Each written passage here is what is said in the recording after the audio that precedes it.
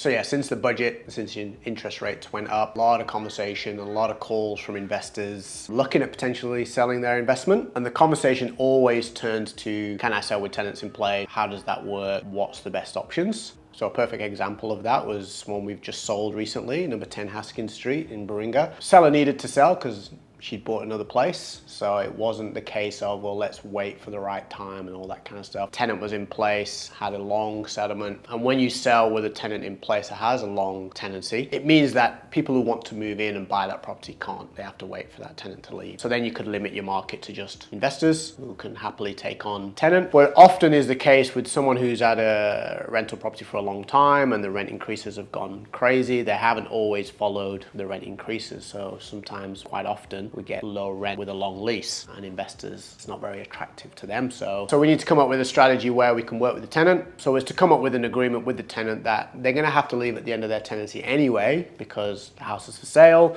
We'll find you another rental and give him plenty of time to find that rental. He doesn't have to rent for us. He can rent anywhere. He can leave whenever he wants. So we had these agreements with him in place, all in writing, form signed, which gives him the confidence that he's going to go find another place and not be homeless. Also gives the seller confidence that they can sell to an open market. And then we've got time to get all that done with the buyer, with the tenant, with the seller, and kind of got all that in agreement. So once he's gone, then the buyer can move in.